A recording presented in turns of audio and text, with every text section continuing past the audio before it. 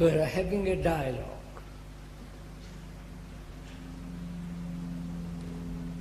There's a conversation between two people, friendly,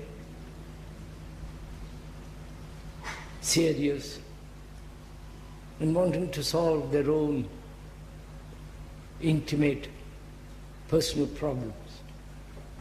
And so they go for a walk in the woods and talk over things together. And we are in that position, you and I, the speaker and you. We're out for a walk, lovely stream, marvelous pine woods, full of morning scent, and we are talking over together.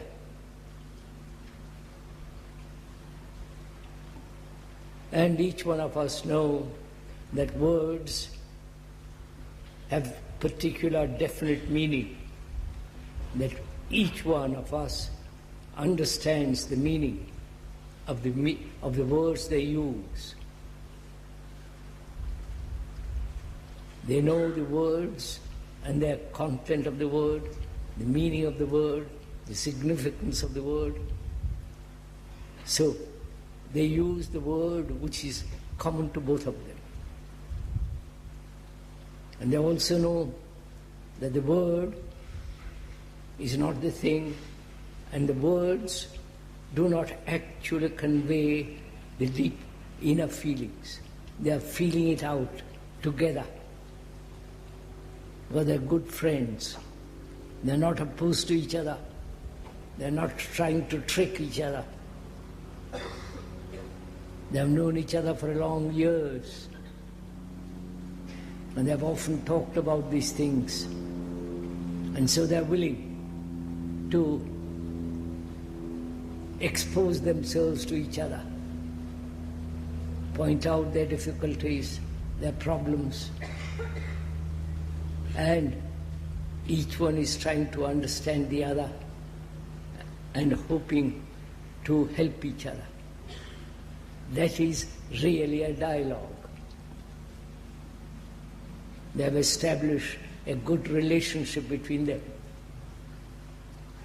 So can we, this morning, have such a dialogue?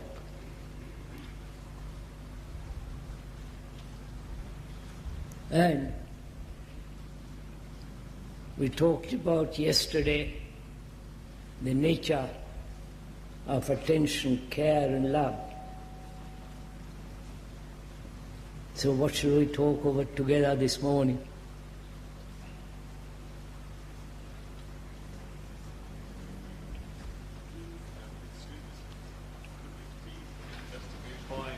It's so difficult for us to actually experience here and now all the psychological sort of inhibitions that we have that block us from loving. Could we investigate why it is so difficult for us to actually experience here and now the psychological inhibitions that block us? Could we investigate why it is so difficult to look at the psychological inhibitions here and now? Could we investigate together our psychological inhibitions, our psychological barriers? Now, talk it over together. The gentleman asks.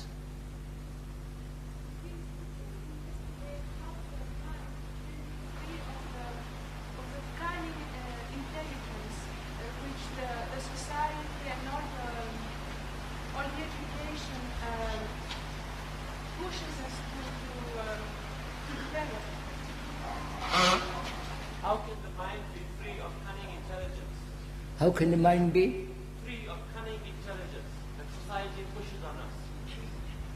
How can the mind be free of cunning intelligence, society's intelligence?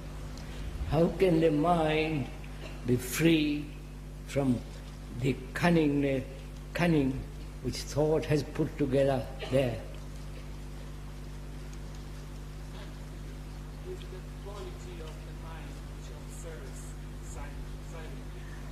something totally different, totally new to us, or it's something that we possess already, but we forgot.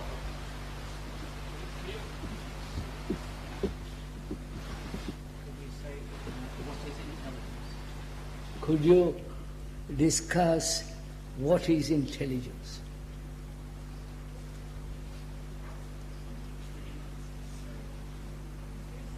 Difference between voluntary isolation, which obviously creates conflict, and the involuntary isolation, such as being blind, many other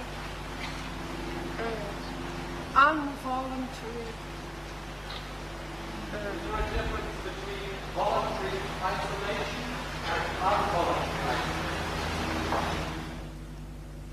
Isolation and forced isolation.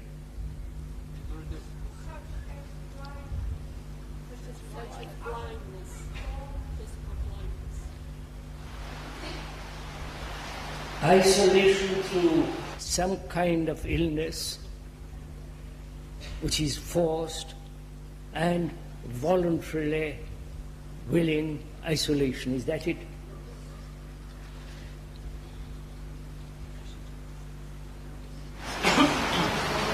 Sir, why do you... Just a minute, madam. Sit down, sir. He is coming.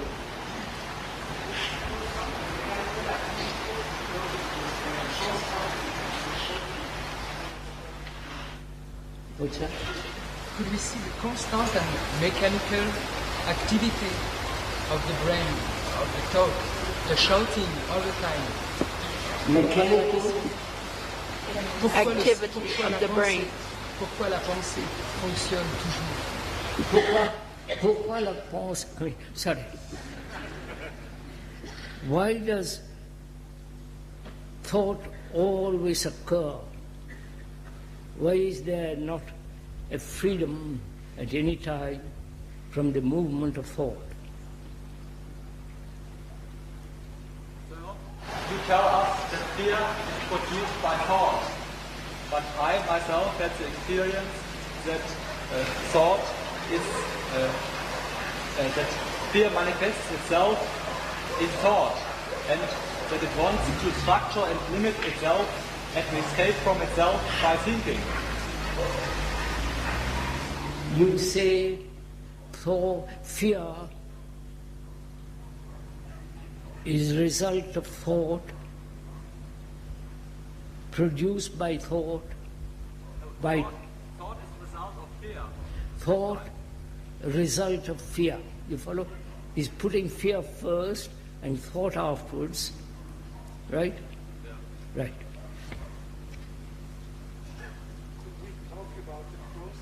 Identification also in connection Could to we discuss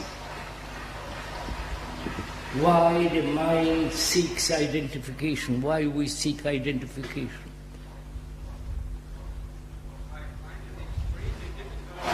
To take part in these discussions, because I'm always in doubt whether it is a right or a wrong question.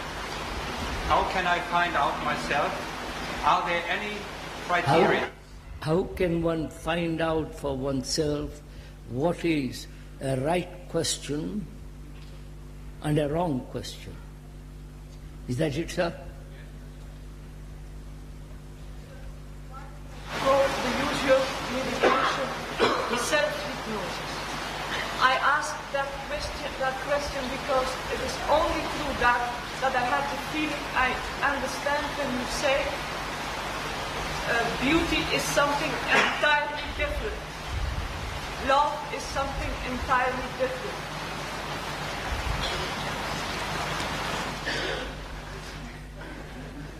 I didn't hear that.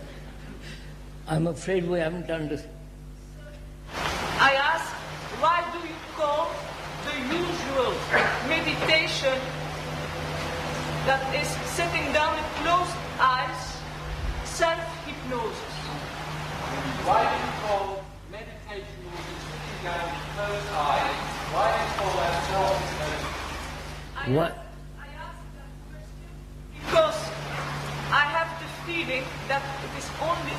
not only, but also through that I can understand when you say beauty is something entirely different.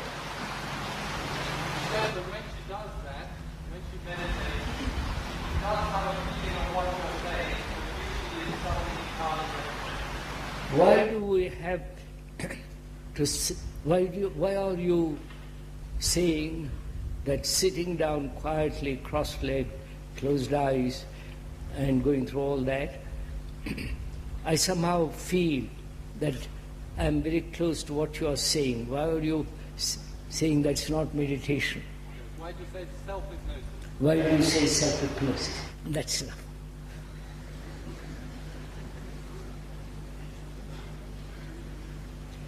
Now, which of these shall we take up? All connected with the mind. All these questions, if you have observed, if you have listened, are dealing with the nature of thought, the nature of the mind, what is intelligence, and what is meditation. Right? Now, which of these shall we take?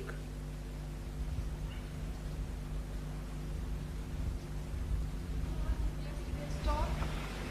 Can we go on with yesterday's talk? I have the feeling we didn't get over it completely.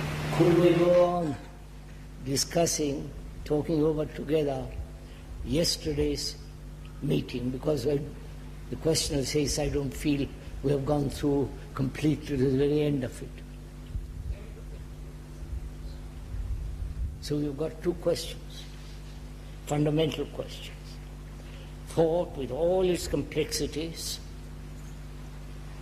its mechanical habits, its constant activity, never a moment that is quiet, meditation, and what we talked about yesterday, love, intelligence, compassion. Now, which of these do you want?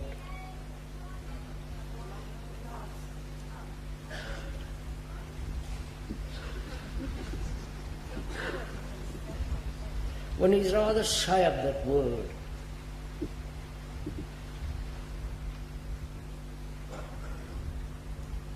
Because it's so spoiled. Love of God, love of my family, love of poems, go to a lovely walk, you follow? Sex.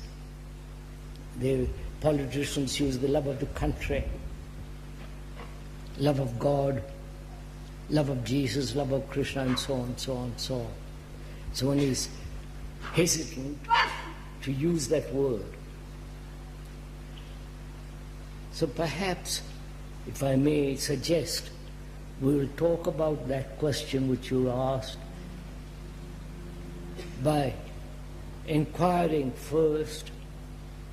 We are discussing, we are talking over together. It's not a solitary conversation with oneself. If we could go into this question of meditation, then we may be able to understand whether it is possible for thought to be absolutely quiet and for not compelled, coerced, forced, all the rest of it. And perhaps we could take that question and go into very, very deeply, then perhaps we can also enter into the field of what is intelligence, love, compassion, and without those, which is that the essence of that love, mind can never be totally free from all its manifestations, its trickery, its deceits and dishonesty. So, would it be all right if we talked about that? You're not pleasing me, please. I don't care. If you want to talk about something else, we will. All right, the first question, if I may ask, is it possible to keep the brain, to have a brain that is not twisted, that is not neurotic, that's very healthy, young? I'm asking that as the first question. Do you understand?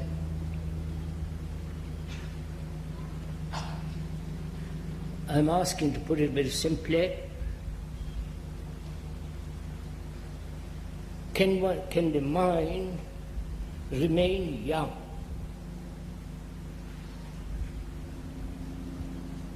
And not grow old, decay, corrupt, but keep its quality of youth. Youth being, please, decision, action,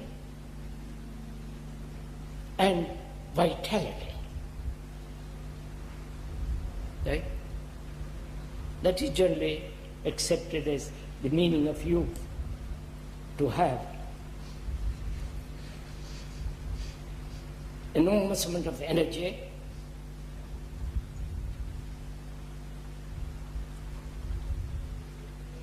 decision, acting, and that sense of freedom. That, I think, would more or less describe what is a young mind. Would you agree to that? Definition, you can change it. I'm not sticking to those words. But to have a mind that's extraordinarily clear, simple, having great energy, vitality, and capable of instant decision and action. Right? Would you agree to that? That's only a definition. You can change the definition, change it how you like. But let's all agree, if you accept that, that is the quality of a mind that's young, that's not hurt,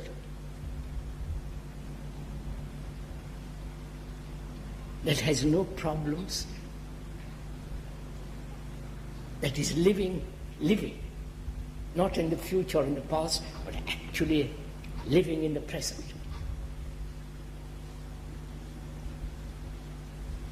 And that's why, again, I said one is using words to convey the quality of a mind that is youthful. If we agree to that definition can be changed as you like. Now, how can that mind come into being? That's the first thing. You understand you follow it? Sir, when do you need to use your intelligence and not your mind? When do you need to use your body intelligence and not the mind? There's the intelligence of the body, the intelligence which has been spoiled by indulgence, by drugs, by drink, alcohol, all that, extravagance. And so the intelligence of the body has its own intelligence if left alone, not destroyed, not corrupted by taste, by desire and all the rest of it.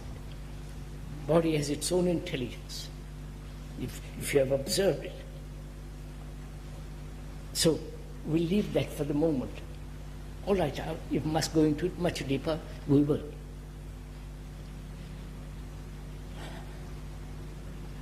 Our mind is the result of our senses.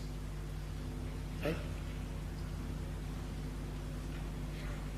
Right? Isn't that so? This is science. This is just natural. And we exercise not all the senses together. Right? Are you following? But exaggerate one or two senses. And so there's never a balance.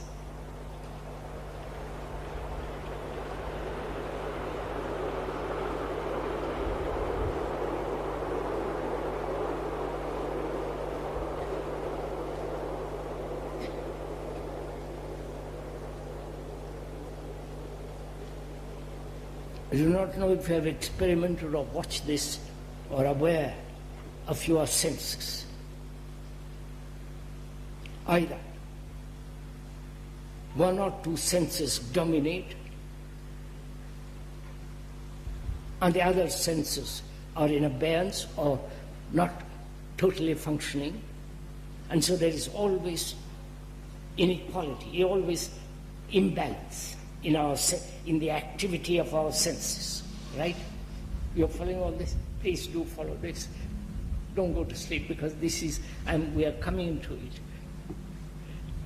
So is it possible that all our senses work together, totally harmoniously? That's the first question. And because our whole structure is based on senses, perception, taste, touch, and all that. Now, if there is imbalance in our senses, our mind is affected. Naturally. And from this imbalance, there is neurotic activity. So, is it possible, please go into it with me, we are dialogue, I'm not giving a speech. Can we see the movement of the sky, the clouds, the shadows on the mountain, with all our senses together? You understand my question?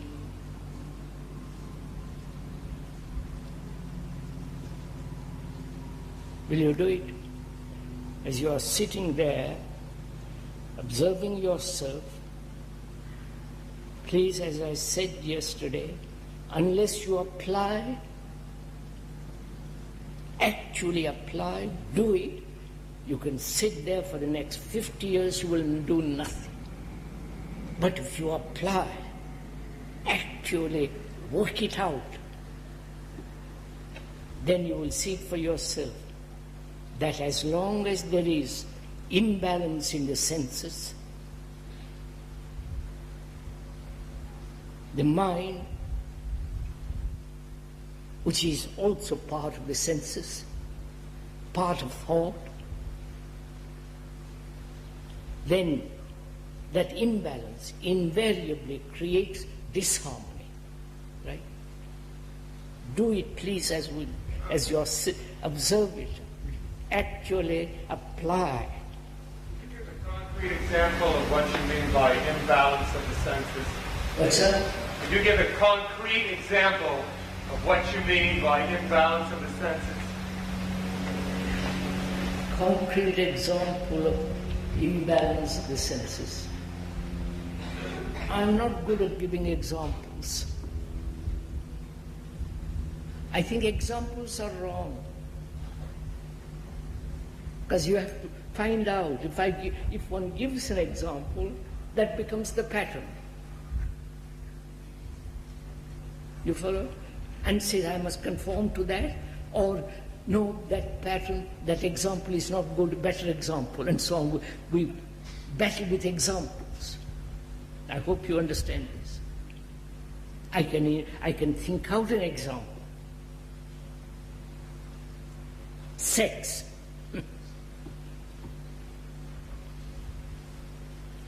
drugs,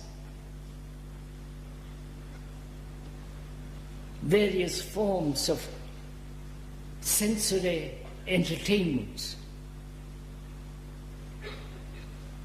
where only the eye or the ear functions, not the totality of all the senses. You understand all this?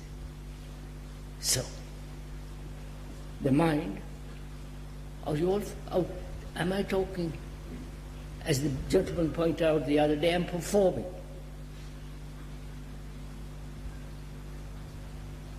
He said that I'm performing and you're doing excellent performance. That is, which is rather an unpleasant word, but there it is. And this is a dialogue between you and me.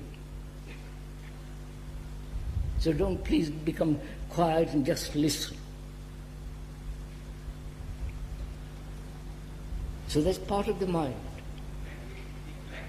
Vision of the brain when we talk about the sane mind. When we use the word mind, sir, we are using, including in the mind, all the activity of the senses, all the activities of thought, all the activities of emotions, whether imagined or real, romantic, sentimental, all that. The whole of human activity is the mind. At least I look at it that way. You may look at it differently, but as we are two friends talking over together, I change my vocabulary, you change your words, but we mean the same thing. That is, the mind contains, holds all the senses, all the emotions, all the romantic, sentimental attitudes, values, and also the enormous complexity of thought,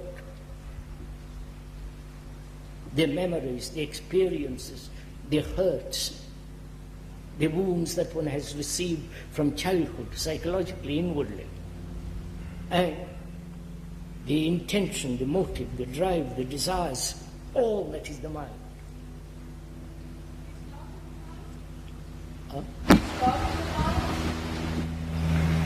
The character is love, part of the mind. You understand the question? Is love contained in the mind?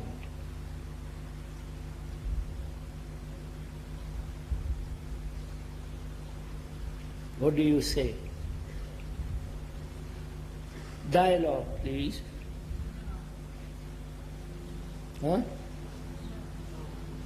No?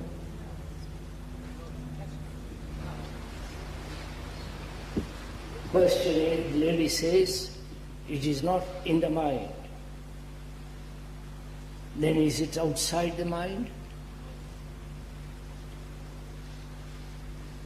Go into it for yourself. It's a dialogue. Perhaps it is a part of love. What? Perhaps the mind is a part of love.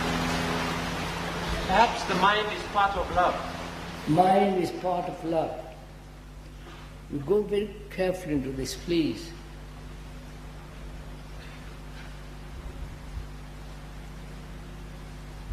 You think it out, so go into dialogue.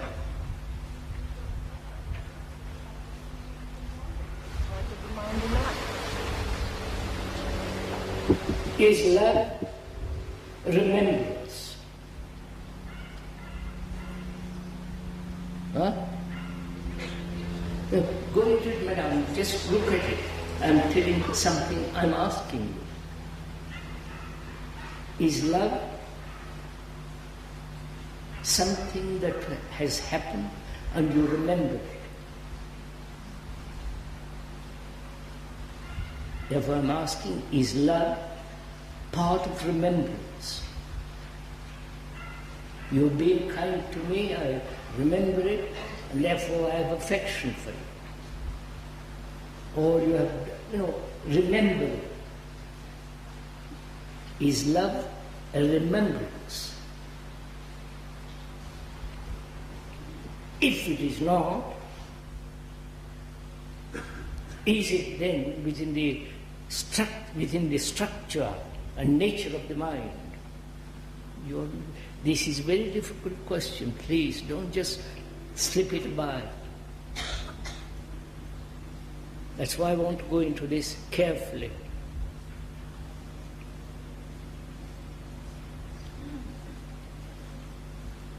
We have defined more or less, that definition can be changed, the nature of the mind.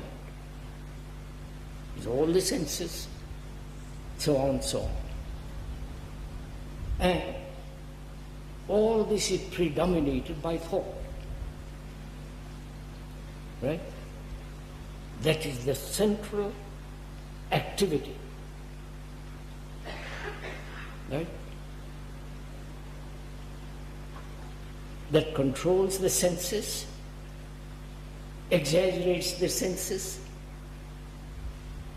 gives importance to certain sense and not to the others, that creates images, conclusions, aggressiveness, assertiveness.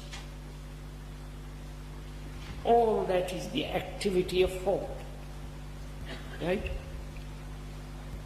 So thought predominates all our activity, including the senses, dominating the intelligence of the body. You're following all this? So thought is the central factor that is constantly operating, controlling, deciding, changing, modifying, pursuing, establishing a goal and driving towards that. And the past, with all its memories and all that is, the whole of that is the activity of the mind, which is thought. Right? You're quite sure?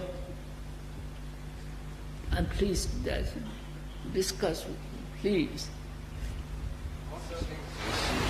The same sensation to the mind. All the senses give the same sensation to the mind. All the senses give the sense. All the senses in the mind are equal. Same value to the mind, but the thought says this is better than that. That's all. We're saying that. Thought is consuming the senses, and the senses become dull. When thought exercises, dominates, senses become dull. Could we move from this? Right, sir? Right, can we move on? Now, meditation is part of thinking. Otherwise you won't meditate. Right? Would you?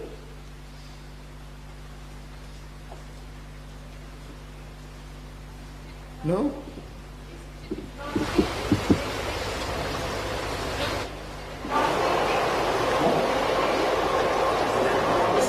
Non-thinking, meditation. Is that not?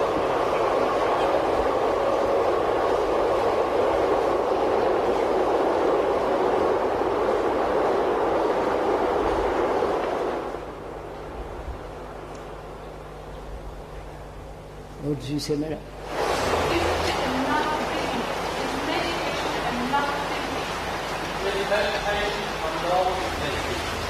You're going. But first thing, when you start meditating, sitting quietly, closing your eyes, is the activity of thought. Force, because you want to achieve or feel good in that position, doing something, right? So thought has brought this about through desire. No? Please, this is not very complex.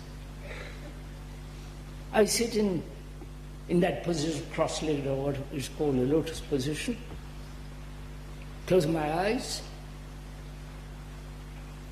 because I have been taught, or I have read, or I have heard somebody that if you do this, you'll have a marvelous experience. No, sir. Huh? I do it, but only to watch my thoughts. Wait, that's a different matter, sir. You see the difference? I do it because I want to achieve certain experience, because I've read about it, or I've been told about it, and it gives you certain pleasure. I feel rather relieved, relaxed, right? Right? And that I maintain that, giving more and more importance to my feeling of certain pleasure, certain experience, certain state of mind. And I go on doing it. But the origin of that is the movement of thought. Right? But this is the practice of meditation. What's that? What you're talking about is the practice of meditation. But within this practice, meditation can happen, which is something else. I mean, what you're talking about, well, as I feel, is the practice. But within this practice, the meditation can happen. But there is a difference between the word meditation and what it is exactly. This is the practice of meditation.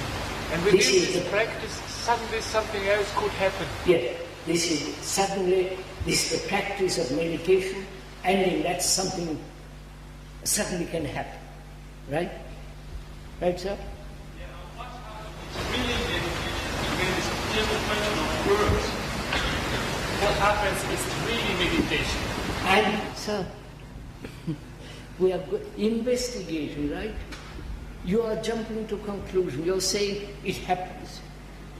I question the whole thing. Sir, when we sit quietly to watch our mind, after a while our eyes naturally get shut, and we become quiet.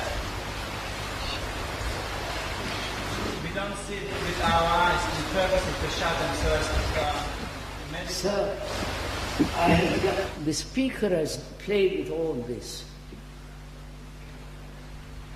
Right? This is not something new you are telling me. So, have patience. I have been through all this. Sitting quietly, breathing, repeating, hoping for something to happen. No.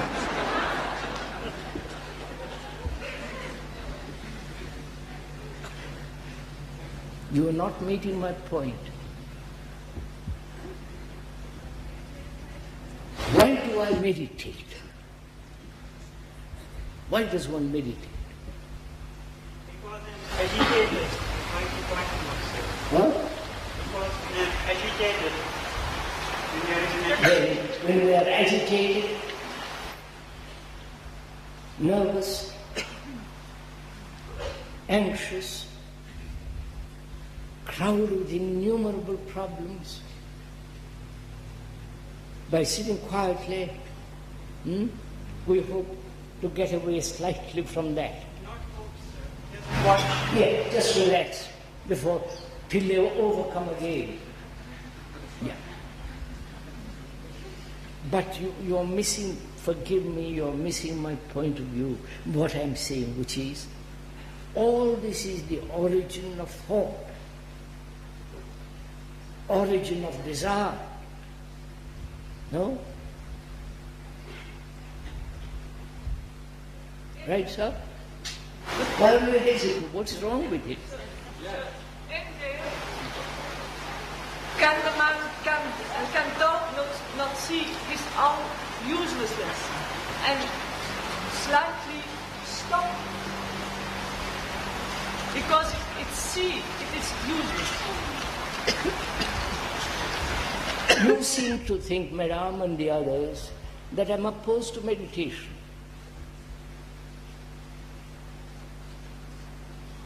I am totally, completely opposed to the meditation that you're all doing.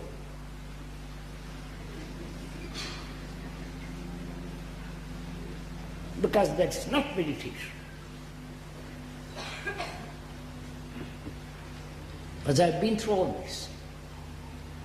Maybe we must investigate what you mean by meditation. The others mean another thing. We explain what the word means, Madam. The word means to think over, to ponder, to investigate, to concentrate in order to look at your problems, and all that is involved in that one word. Sir, if you are opposed to our meditation, are you not creating a division? Huh? Are you not creating a division? And I say, excuse me, I'm withdraw that word opposed. What one is doing, what is called meditation, is not meditation. All right. It's the same thing, so I'm not opposed to it. I'm just saying what one considers meditation, if you are willing to examine what the other person has to say that's not meditation. Meditation is something much more complex, more, etc. So, but two friends talking over, I'm not opposing you. We are talking this over. We say meditation begins with desire, with thought. Right? You hear somebody from Tibet, from India, from Zen, from God knows what other place, and he expounds what meditation is. He says, do it, sit down quietly, I'll give you a system to make you calm, restful, relax. So, your thought accepts it, desire to achieve it, and you sit in that position. Right? This is so obvious. What are you objecting to? I want to say because the idea started the meditation. All the meditation is only an idea. That's right, sir. That's what I'm saying differently. So, meditation begins with thought. Right? And desire says, I must achieve that, something which I have experienced yesterday in the sitting quietly, and I want that. I want it to continue. I practice. I force. I follow a system. All the activity of thought. That's all. What are you objecting to? Sometimes I meditate to go out from identification. Sometimes I meditate to go out of identification. I have meditated a couple of hours, the questioner says, to get away from myself. Right? Is meditation an escape? It's a temporary relief. What's that? Temporary relief. Then take a drug. Take a that thing that puts you, to quieten your nerves. You see, sir, you are not following all this. You are wasting time. Temporary relief, temporary excitement, temporary experience, temporary quietness, all that you call meditation. My Lord, how that word has been misused. Could it be that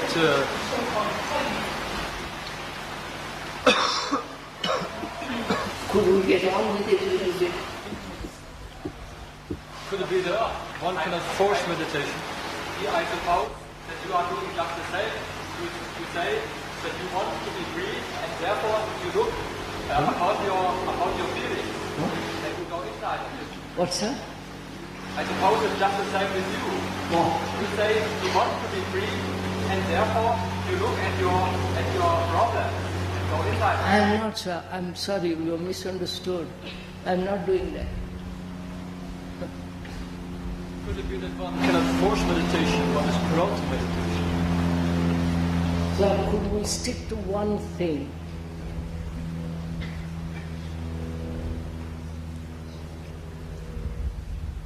We are asking, we have gone so far, which is, what is the nature of the mind? We talked about that.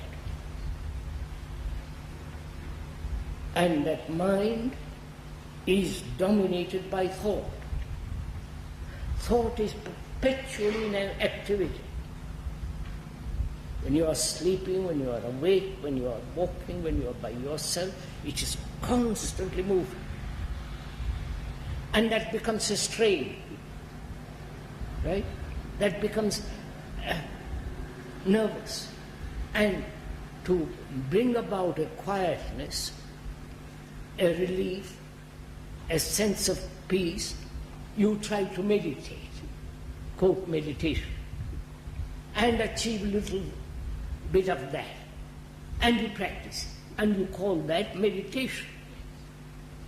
I said that, please, that's not meditation. It's something much wider, deeper, that requires a great deal of inquiry. So please listen, exchange, not say meditation is this, meditation is that, it appeals to me, it doesn't appeal to me. That's all. We stop discussing. Whereas we say, look, let's find out. Right? I admit, I don't know what meditation is. But could we go into what meditation is? I'm doing it, sir. Is it possible to know what meditation is at all? Is it possible to know what meditation is at all? To know at all what meditation is? Yes, sir, that's what I'm saying. Could we put it this way? When you deliberately set about to meditate, it's not meditation. Right?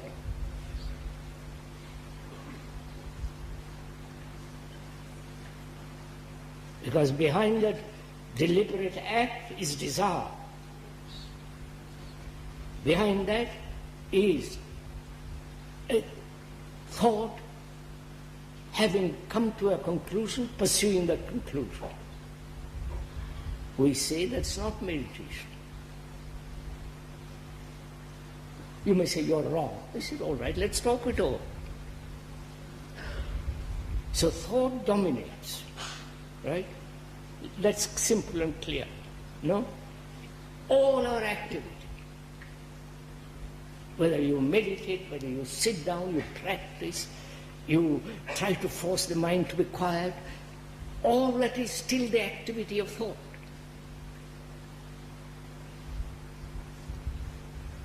And is love the activity of thought?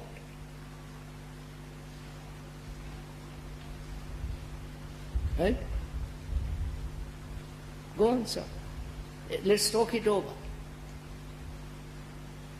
Is the activity of thought, or rather does the activity of thought bring about right relationship between two people? Because if you haven't established right relationship with one another, you can sit on your legs crossed for the rest of your life.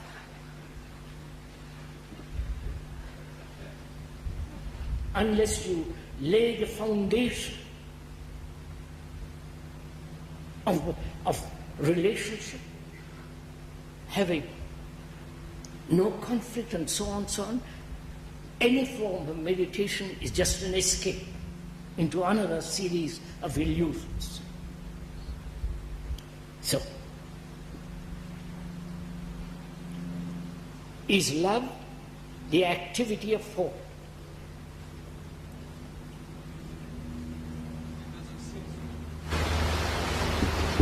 I love you. I really do. It is strange.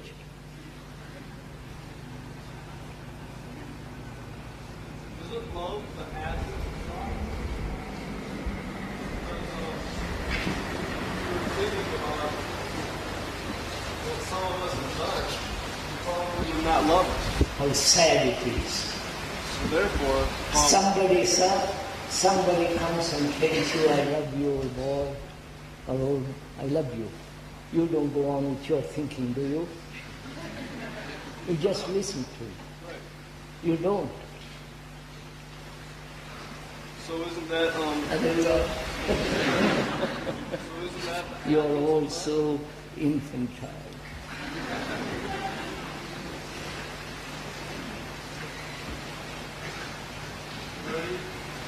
And we are asking, is love the activity of thought? Is love the activity of the senses?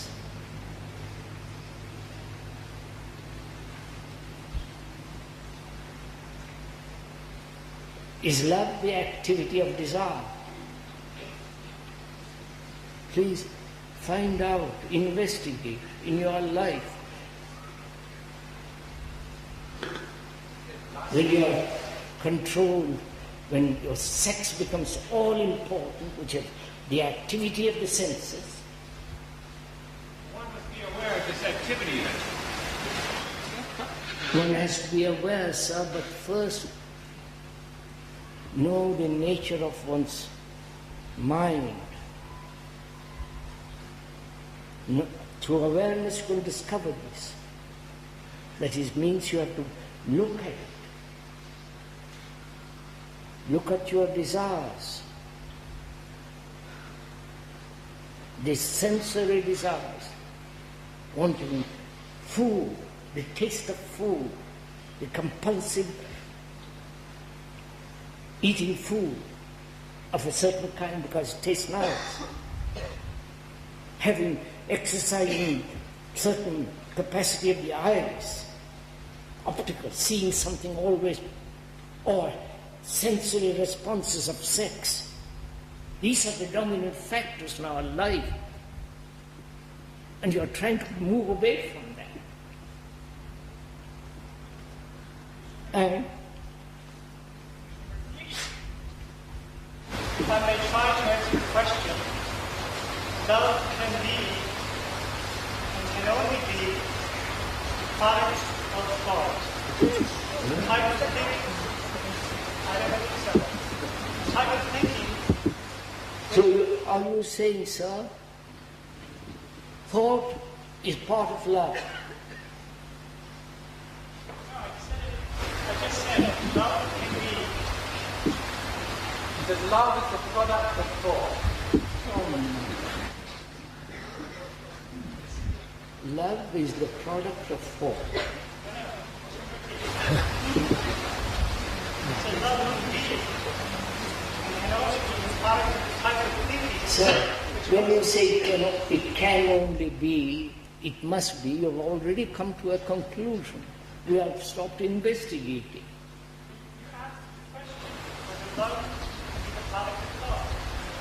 Yes, is love part of thought? Which means that love contains the whole movement and the complexity of thought. You understand? But if it contains thought, is that love? You don't even go into it, look at it. I don't know the word in English, but I know in French. I think it is l'état in French. I don't know who knows it in English. Or Zustand in German. State. That's it. A state, a fact. I'm afraid we can't hear the same. She says it is a state. What? It is a state of being. L'état. C'est un état. Un état in French. C'est un état. Ah, steady, you are using Sanskrit. I want to hear. I'm also pretty good at all this, so I can say.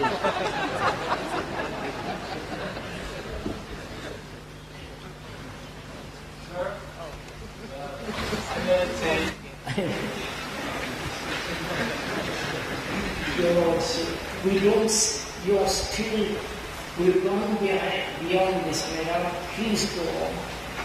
I just want to ask you a question about meditation, if I may. I have either been under the illusion or delusion that the meditation in which I do is done to me effortlessly. Now, is this my illusion completely?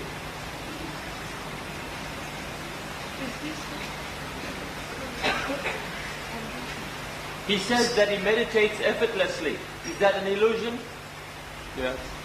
That we must understand before, when you say I meditate effortlessly,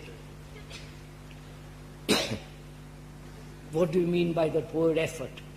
I lie down and a process begins within, in which all I need to do is release my thinking process to it. I don't make any effort to release, it just happens. So when you know you are meditating, it is not meditation.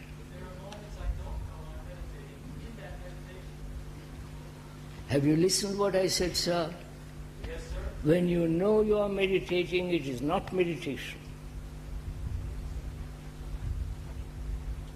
Yeah, you don't know. I don't know that is meditation. You don't see the beauty of all this. You're just going on and on and on. I'm trying to find out.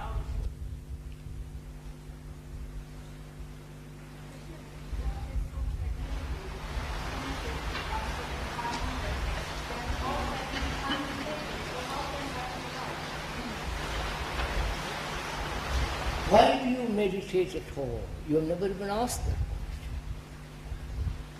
What you call meditation, why do you do it? Is it that they brought it from India? From Tibet? From Japan? And you like to play with it? Sir, when one is angry, for example, when I have been angry, or I have a problem and conflict, if I do, but we are both agreed, it's not meditation, but just sitting down quiet, what my thoughts. Yes, sir, that is just when you are angry. To examine it, to go into it is not meditation. It is not meditation, but it is useful for Yes, sir, I agree. To be aware that you are being angry, to go into the whole question of anger, that's not meditation.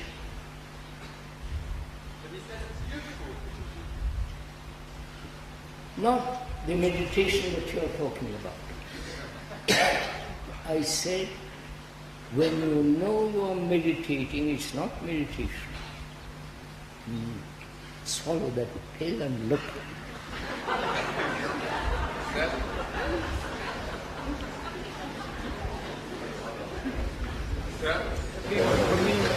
Can love itself take me away from the realm of thought? Meditation helps me to get away from myself, from my thought. Then go to a cinema. Can love itself help me?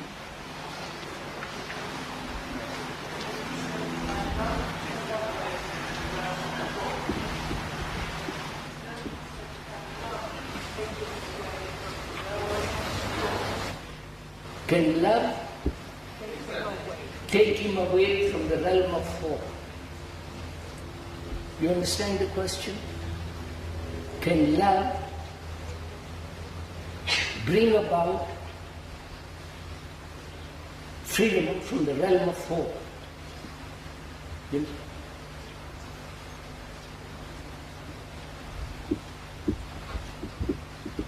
Can love free the mind from the activities of thought?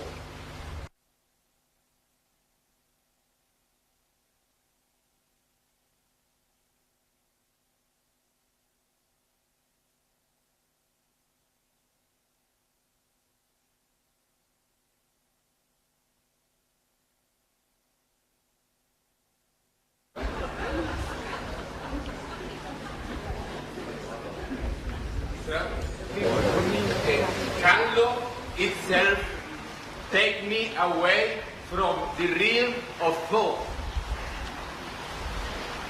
Meditation helps me to get away from myself, from my thought. Then go to the cinema. Can love itself help me?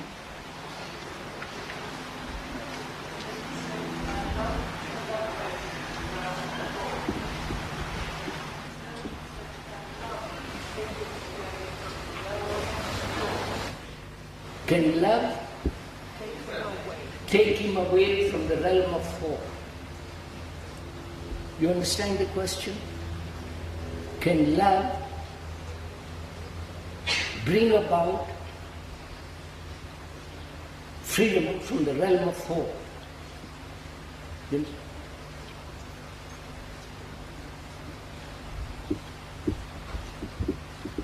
Can love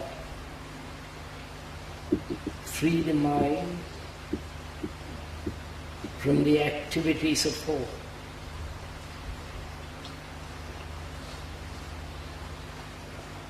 What do you say? Don't look at me. What do you say?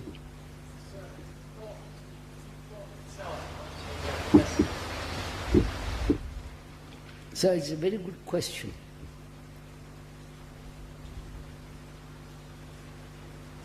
The mind is incessantly active, sleeping, waking, daydreaming, sitting quietly. When it's not under control, pop comes the thought in. So does love free the mind from the activities of thought? No. You see what you have done? You are using love as a means of escape from thought.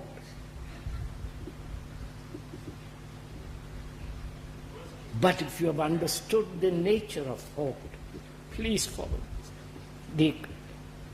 And thought gives its own right place, then you don't have to move away from it. Thought has established itself in its right place. Do you understand this? Then love is not an escape or an avoidance or moving away from thought. Is that meditation? What? Is that meditation, he asked. What? He asked, was that meditation?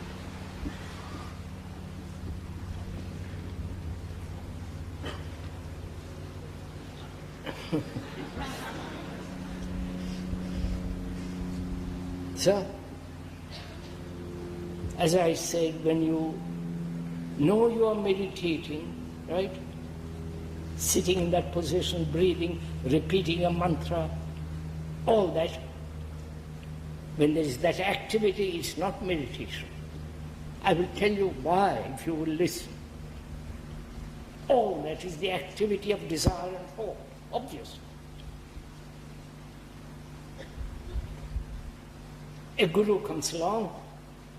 I don't know why they do, unfortunately they do. Comes along, And he says, do this and you'll have the most marvelous experience of God or of enlightenment. You'll have extraordinary experience. And he lays down certain systems, methods, practices. And we being gullible, not having the quality of skepticism to question him, we say, all right, Swami or Lord or whatever you call him, and we practice it. And in the very practicing of it, you have certain quietness, certain experience, and that delights you. You say, at last I've got something. Right? And I say, that is the activity of desire. Activity of thought which has projected an image of something to be experienced. And that image can be experienced only through certain practices, certain repetition of words, especially in Sanskrit, that sounds far better. And so you repeat it. But it is still the activity of thought and desire. So, unless you understand this, that what is the nature of thought, what's the nature of desire, gone into it, given its right place, thought gives itself its right place, then you'll be everlastingly battling with thought, with all the images that it has created. That's very simple. No? Is love denied by thought? Huh? Is love denied by thought? Is love? Denied. Is it covered over? There wasn't thought, would there be love? When there is, he's asked, when there is thought, is there love? No. But if there is no thought, you can be in amnesia, state of amnesia. You don't. Huh?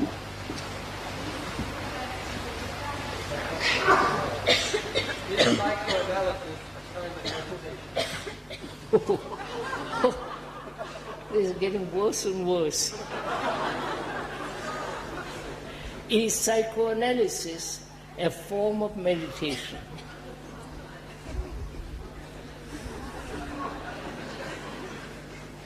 Do you know what psychoanalysis is?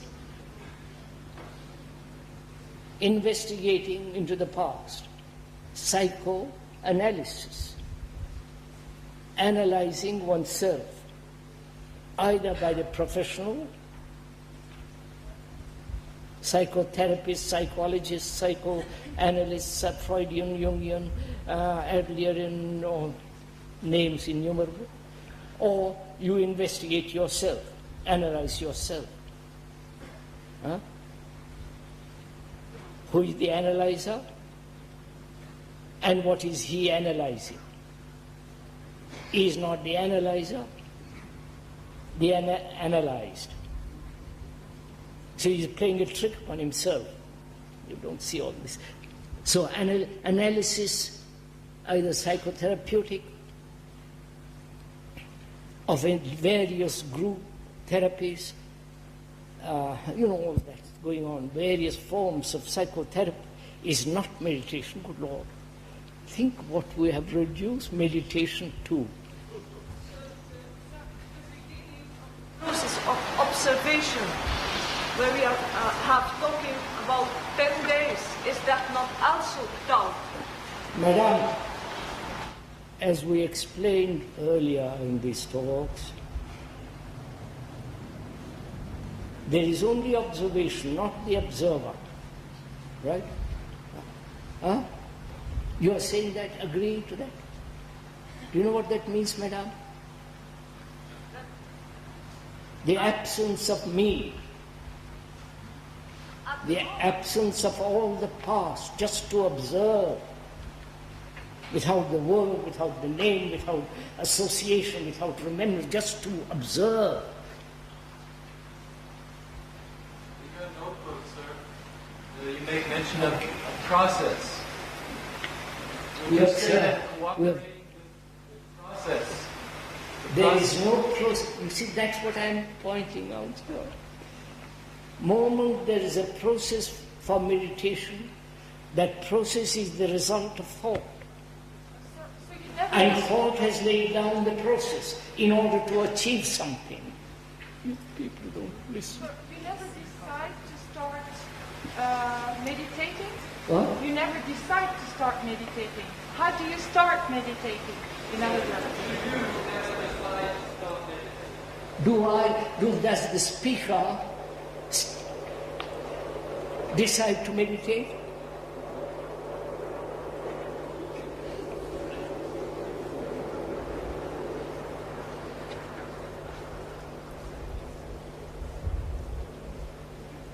Does the speaker decide to meditate? I've answered the question. You people are we have said, sir, that when you decide to start meditation, it is not meditation. When you put yourself in the hands of another who will teach you how to meditate, it is not meditation. When you follow a system, it is not meditation. When you accept the authority of another and say, I know, you don't know, I will tell you what to do, it's not meditation. And so on, so on, so on.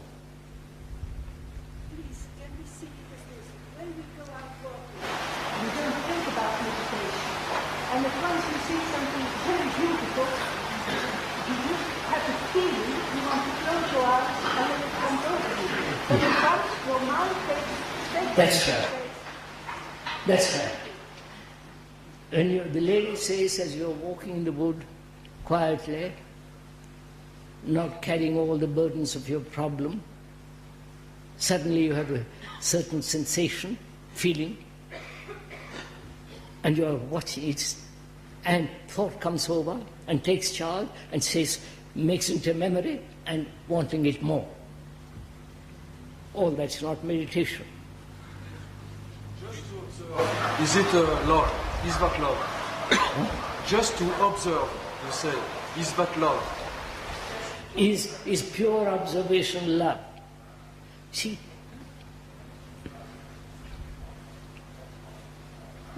look, sir, have you observed that way? Pure observation.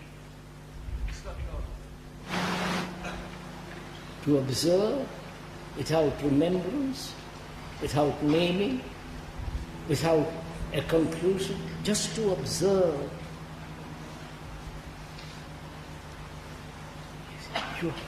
We have spent an hour and a quarter nearly discussing verbally what is meditation, what is love. We haven't come to anything. Are we trying to get somewhere? Huh? Are we trying to get somewhere? I am not. Krishnamurti, you've asked for a dialogue.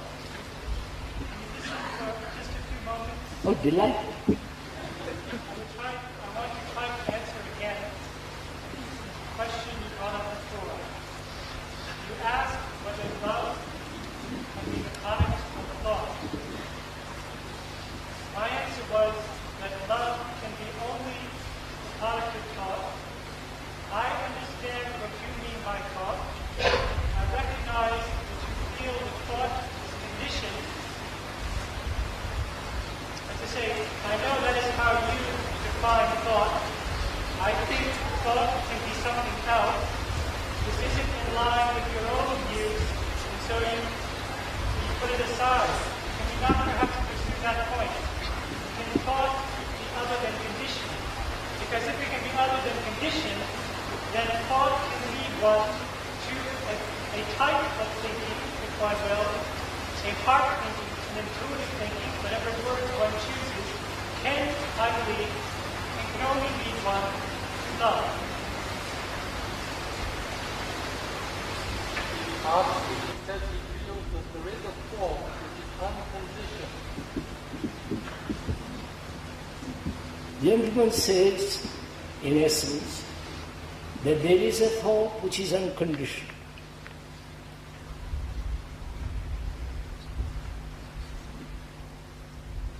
There is a thought or there is thinking which is unconditioned. I don't know anything about it. You just said the thought must give itself its own place. What do you mean by that? Thought has its own place. Not what you said, sir, the lady said.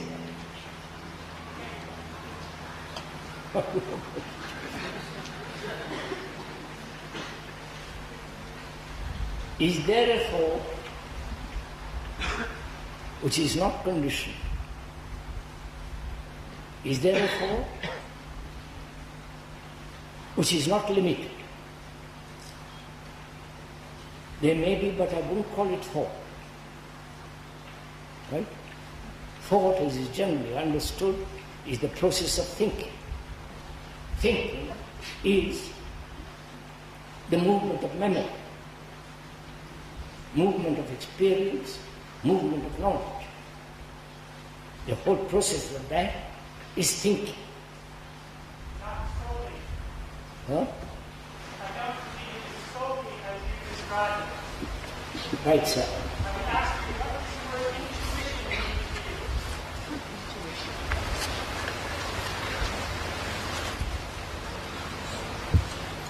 mean to you? Intuition can be the project, can be projected by desire. Not solely. You don't even listen.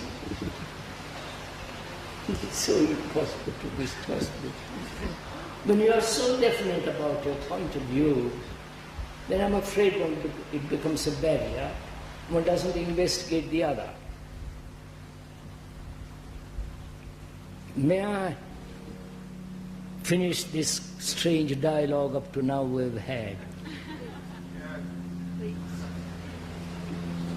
We started out by asking, what is the relationship of thought to meditation and to love? Right?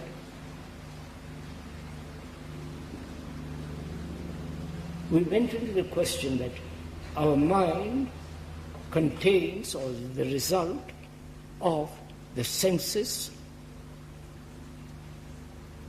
the emotions, crooked, sane, irrational, illusory, and so on, the sentiments, the judgments, the evaluations, the memories, the hurts, the anxieties, all that which is under the umbrella of thought. Thought is the central factor. And as thought is the result of knowledge, and knowledge is always limited, and therefore with knowledge goes ignorance, thought is fragmented, broken up, limited. And when thought says, I must meditate, I must find out truth, I must achieve enlightenment, thought is playing games with itself. That's obvious. So meditation has nothing to do with thought. When you sit down and deliberately meditate, it may be pleasant, it may give you certain relaxation, you may have certain pleasurable experience, but all that is a deliberate action by thought and desire to achieve a certain result. Therefore, that's not meditation. And what is the relationship of thought to love? That's what you're asking me. Love, this becomes rather difficult. Love is free from thought. Love is not the product of thought. If it is, it's still part of desire, obviously. So love is independent, is free from all the activities and chicanery, dishonesty, desires, sensations, sex. That's not love.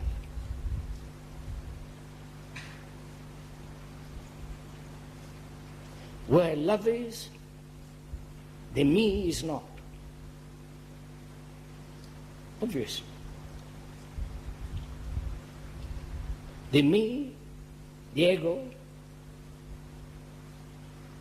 with all its arrogance, conceits, aggressiveness, humility, pretension humility rather, all that is the ego. What has that got to do with love? You understand?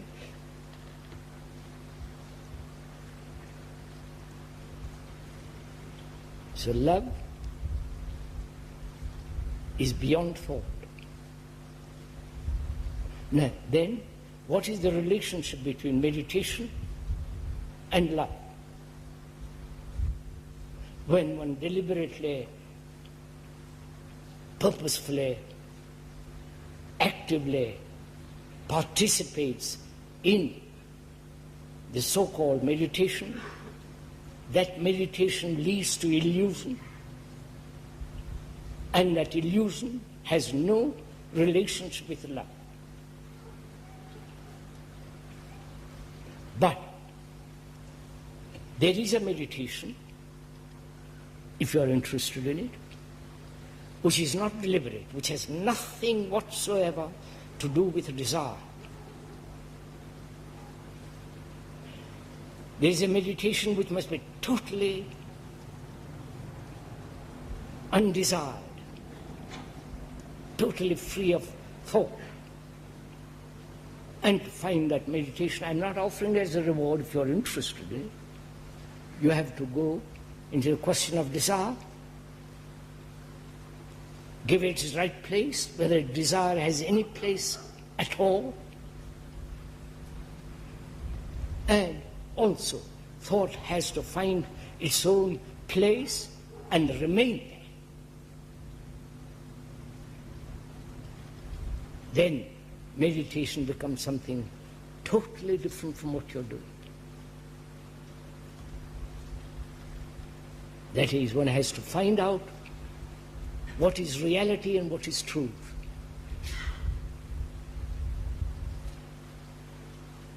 Reality is also illusion. You understand?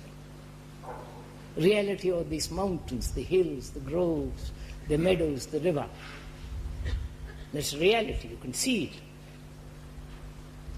And also reality is all the illusions, like nationality, like your beliefs, your dogmas, your rituals, your saviors, your Krishnas, your all that. Those are all illusions. They may have existed, might. But what we have made of them is illusion. That's a reality. Going to a church, into a temple, into a mosque, that's a reality. That's all the product of thought. Right? Of course. So, reality has to be understood, seen. Reality, everything that thought has created, the atom bomb, it exists, atom exists before thought investigated and created the bomb. Thought did not create nature, but thought has used nature. The chair one is sitting on is made by thought out of would. And reality has truth has nothing whatsoever to do with reality.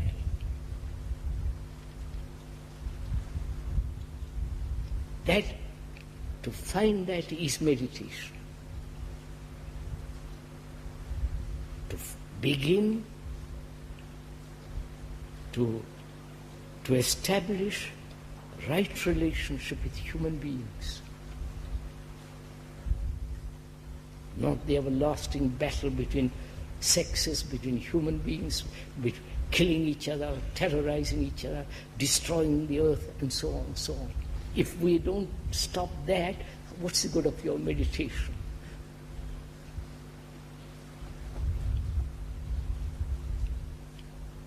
So first, you have to be good.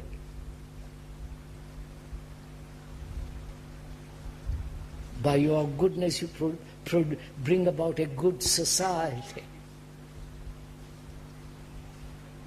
And if you are not good inside, good. I'm using that word specifically because it's not the goodness, be a good child. I don't mean that. We'll go into perhaps tomorrow or another day. But if there is not goodness in you, you cannot produce good society. And without goodness in you, you can meditate till you doomsday.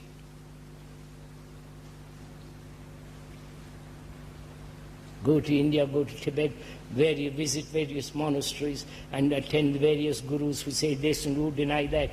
Play that game if it amuses you. But don't deceive yourself saying that's meditation, I'm meditating.